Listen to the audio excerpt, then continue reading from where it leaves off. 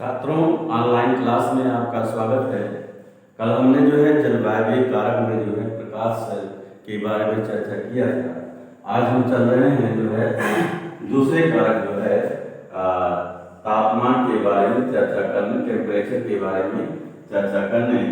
ध्यान दीजिएगा, प्रकाश की भांति तापमान भी जो है एक महत्वपूर्ण कारक है, जिससे बीजों का अंकुरण, वृद्धि, पुष्पन, बीज एवं फल का निर्माण, प्रकाश संश्लेषण, श्वसन, पुष्पों का खिलना इत्यादि क्रियाएं जो होती हैं वो प्रभावित होती हैं।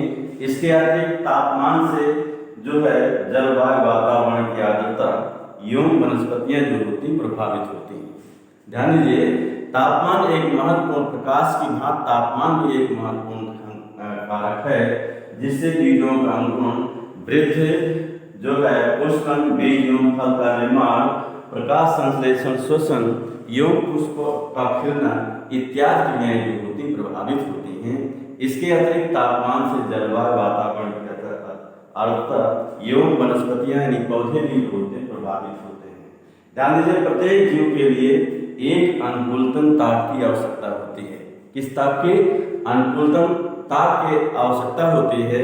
इसमें जीवों में तापमान सहने की अधिकतम एवं न्यूनतम सीमा होती है। हमने बताया प्रत्येक जीव के लिए एक अनुकूलतम ताप की आवश्यकता होती है, जिसमें जीवों में अधिकतम एवं न्यूनतम तापमान के सहने की जो होती सीमा होती है। तापमान के आधार पर जो है, ध्यान दीजिए, तापमान के आधार पर जो है पौधों को ये जो है 4 श्रेणियों में विभक्त किया गया है। तापमान के आधार पर पौधों को 4 श्रेणियों में विभक्त किया गया है, जिसमें नंबर 1 जो है महातापी मेगाथर्म्स, दूसरा मध्यतापी मेजोथर्म्स, तीसरा जो है न्यूनतापी माइक्रोथर्म्स एवं चौथा जो है अति न्यूनतापी हिकिस्टोथर्म्स। इस प्रकार से 4 श्रेणियों, महातापी, मध्यतापी और जो है न्यूनतापी एवं अति न्यूनतापी, 4 श्रेणियों में तापमान के आधार पर पौधों को जो है विभक्त किया है। ध्यान दीजिए, मध्यतापी पौधे क्या है? मध्यतापी मेगाथर्म पौधे कौन से पौधे हो? ध्यान दीजिएगा, जो है ऐसे पौधे जिनके वृद्धि एवं विकास के लिए लगातार अधिक तापमान की आवश्यकता होती है, वो महातापी पौधे कहलाते हैं। या कह सकते हैं इन पौधों को जो है वृद्धि एवं विकास के लिए लगातार अधिक तापमान की आवश्यकता होती है। जैसे उष्णकटिबंधीय वनों की वनस्पतियां, जो उष्णकटिबंधीय क्षेत्र है, वहां पर जो है पौधों के वृद्धि एवं विकास के लिए अधिकतम लगातार कंटिन्यूअस जो होता है अधिकतम तापमान की जो होती है आवश्यकता होती है। दूसरा है मध्यतापी पौधे मेजोथर्म्स। मध्यतापी पौधे मेजोथर्म, ध्यान दीजिएगा, मध्यतापी पौधों के वृद्धि एवं विकास के लिए जो है अधिक एवं कम तापमान के एकांतरण की आवश्यकता होती है। ये नहीं कि एक ही तापमान, नहीं, कम और अधिक दोनों, पहले कम या अधिक एक दूसरे के बाद एकांतरण की आवश्यकता होती है। फिर समझिए, मध्यतापी पौधों को वृद्धि एवं विकास के लिए अधिक एवं कम तापमान के एकांतरण की आवश्यकता होती है। जैसे उष्णकटिबंधीय पर्णपाती वनों की वनस्पतियां, जैसे उष्णकटिबंधीय पर्णपाती वनों की वनस्पतियां। तीसरा है न्यूनतापी या माइक्रोथर्म्स। ध्यान दीजिएगा, न्यूनतापी पौधों को वृद्धि एवं विकास के लिए कम ताप की आवश्यकता होती है। न्यूनतापी पौधों को वृद्धि एवं विकास के लिए कम ताप की आवश्यकता होती है। जैसे मिश्रित शंकुधारी वनों की वनस्पतियां, ऐसे पौधे जिन्हें वृद्धि एवं विकास के लिए कम ताप की आवश्यकता होती है, उनको क्या कहते हैं? न्यूनतापी कहते हैं। जैसे मिश्रित शंकुधारी वनों की वनस्पतियां। चौथा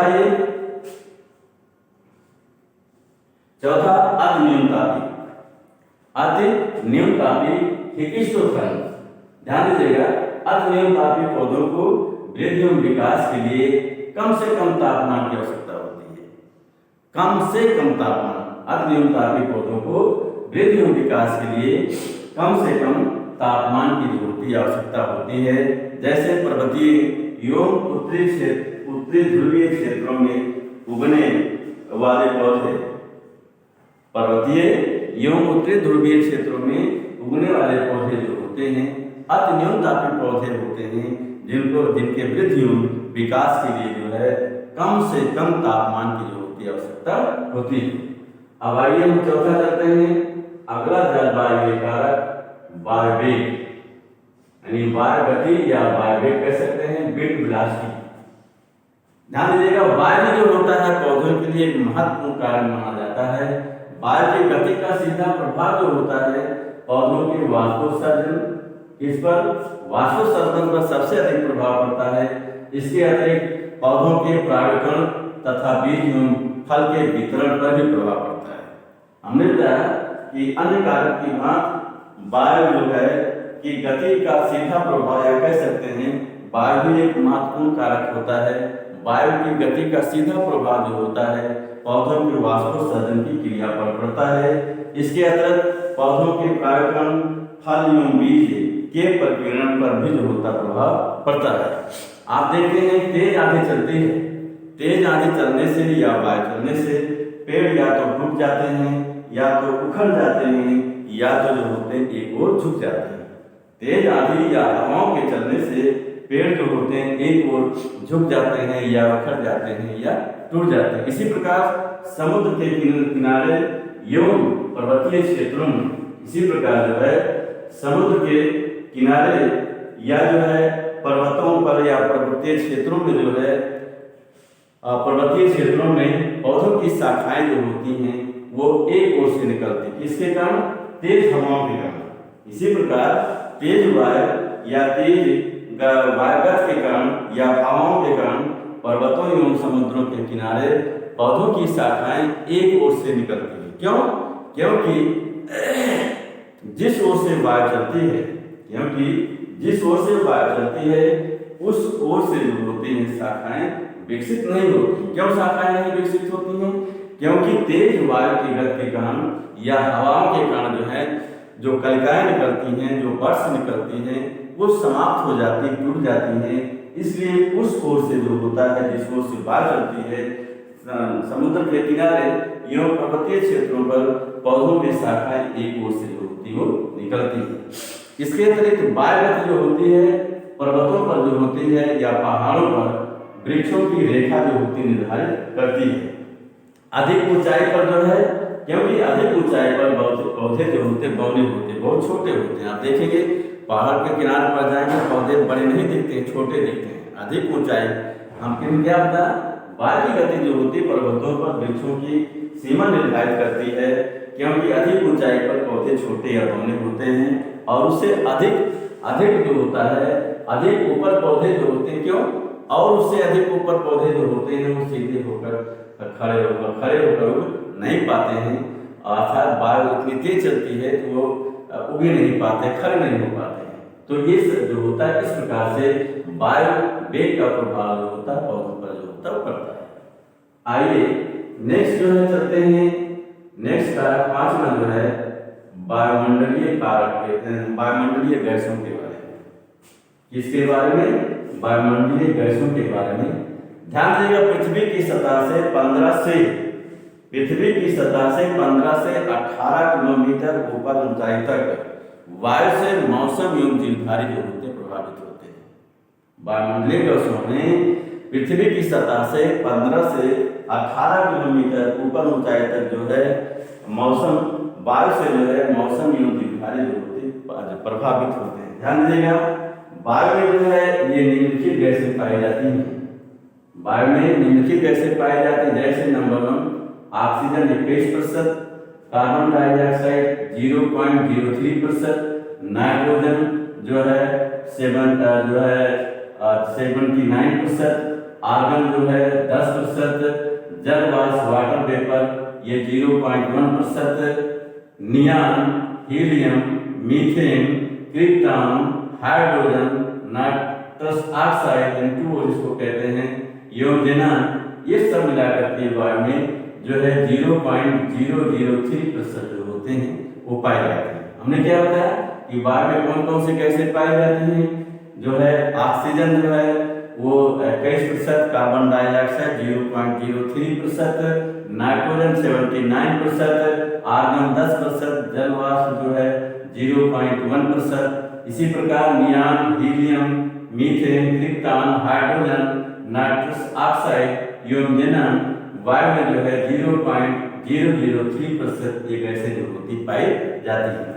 इसके अतिरिक्त धूल के कण, धुआं, परागकण, सूक्ष्म जीव तथा जो है कारखानों की चिमनी एवं ज्वालामुखी के फूटने से निकली गैसें जैसे जो है SO2, NH3, CO2, NO2 एवं SO3 इत्यादि गैसें भी जो होती हैं वो वायु में मिल जाती हैं। तथा जो है दलदली भूमि पर मृत वनस्पतियों और जीव जंतुओं के अपघटन से जो है उत्पन्न गैसें, कार्बनिक गैसें जैसे CH4, मीथेन इत्यादि निकलकर वायु में जो होती मिल जाती है। हमने क्या बताया कि इसके अतिरिक्त वायु में धूल के कण, धुआं, सूक्ष्म जीव, परागकण तथा कारखानों की चिमनी एवं ज्वालामुखी के फूटने से निकली गैसें जैसे SO2 जो है SO2, NH3, CO2, NO2 एवं SO3 इत्यादि गैसें जो होती हैं निकलकर वायु में मिल जाती हैं। इसके अतिरिक्त दलदलीय भूमि पर मृत वनस्पतियों एवं जंतुओं के अपघटन से जो है उत्पन्न कार्बनिक गैसें जैसे जो है CH4, मीथेन इत्यादि गैसें भी निकल करके जो है वायु में मिल जाती है।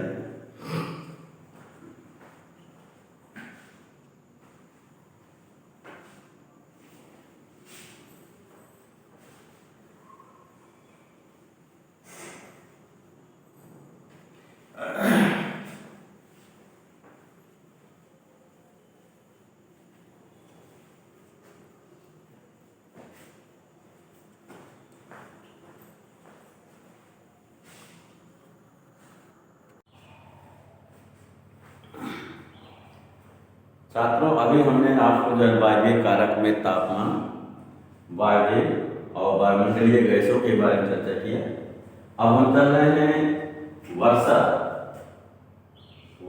और जो है वायुमंडलीय आर्द्रता के बारे में चर्चा करें। आइए वर्षा के बारे में आप लोग रेनफॉल के बारे में जानते हैं। वर्षा से क्या प्राप्त होता है? जल प्राप्त होता है। तो जल आप लोग भी जानते हैं पृथ्वी के लगभग 3/3 जो है 3/4 मतलब 75% भाग में 75% भाग में जो है जल फैला हुआ है। जल जो है पृथ्वी के लगभग जो है 3/4 75% भागों में जो होता फैला हुआ है। जल भी जो होता है ये पौधों के लिए एक महत्वपूर्ण कारक माना जाता है और कारक होता हमारे लिए भी है। और तथा जीव द्रव्य जो है प्रोटोप्लाज्म का ऐसे मुख्य घटक जो होता माना जाता है। ध्यान दें, किसी क्षेत्र की वनस्पति पर जो है हिम वर्षा वायु की आर्द्रता का सीधा प्रभाव पड़ता है।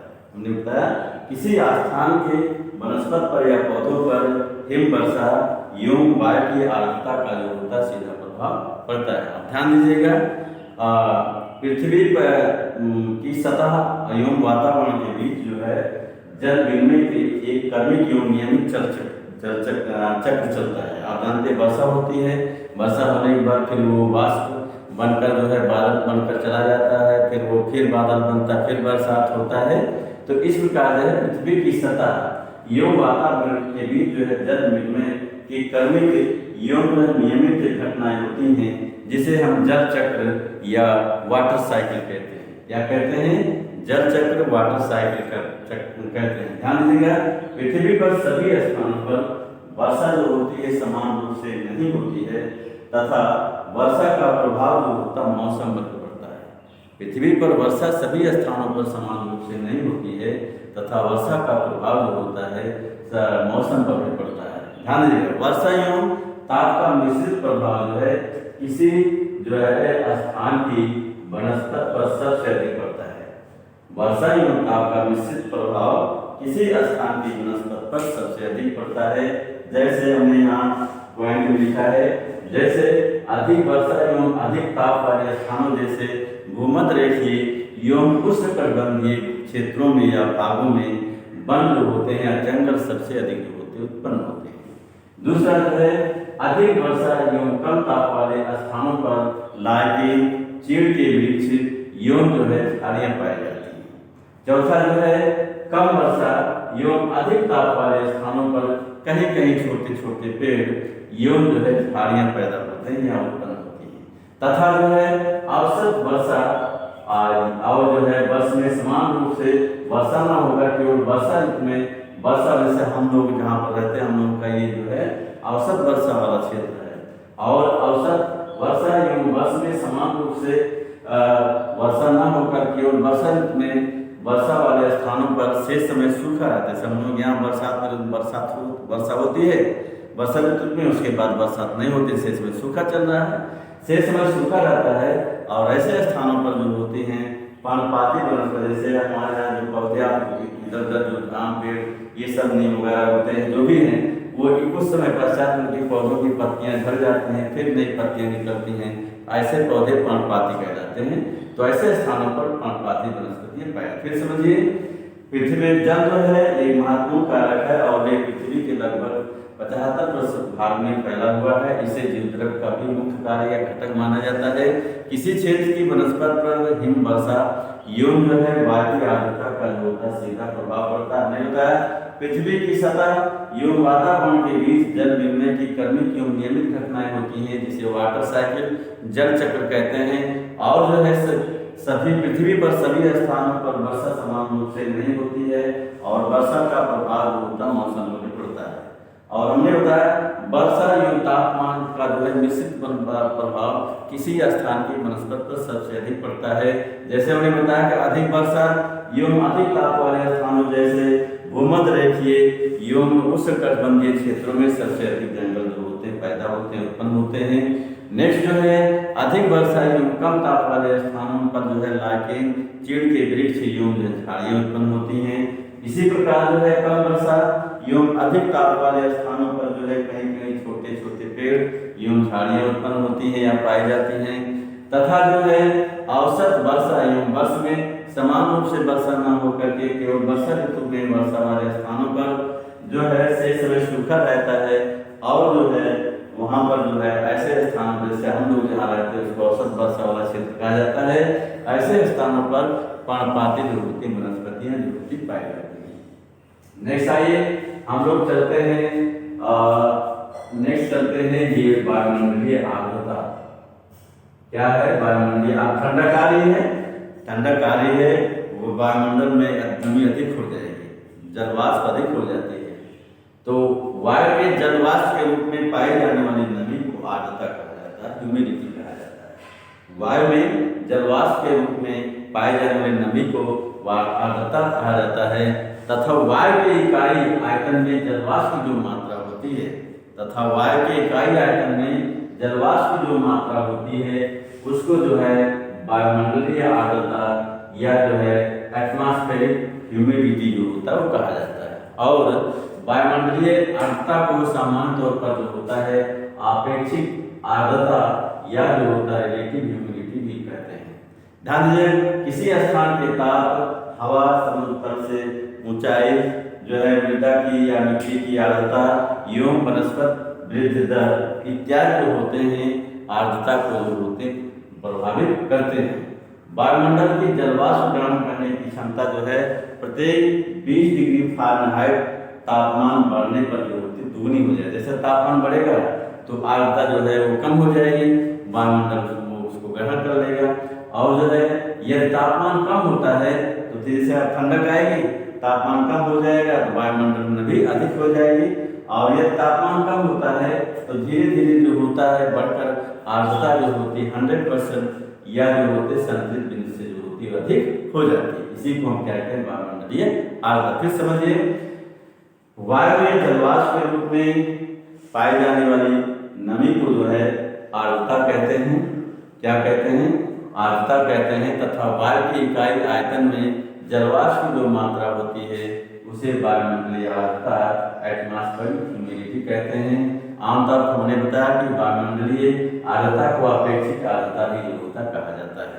किसी स्थान के ताप, हवा, समुद्र तल से ऊंचाई, मिट्टी की आर्द्रता एवं वनस्पति वृद्धि दर इत्यादि कारक जो होते हैं आर्द्रता को जो होते प्रभावित करते हैं। और जो है या वायुमंडल की जलवाष्प को ग्रहण करने की क्षमता प्रत्येक 20 डिग्री फ़ारेनहाइट तापमान पर बढ़कर दुगना हो जाता है। और इसी प्रकार यह तापमान जो होता है कम हो जाता है या कम होता है तो आर्द्रता या नमी धीरे धीरे बढ़कर जो होती है 100% हो जाती है या संतृप्त बिंदु से अधिक हो जाती है। तो छात्रों, हम ऑनलाइन क्लास यहाँ पर समाप्त करते हैं, इसके आगे कल चर्चा करेंगे।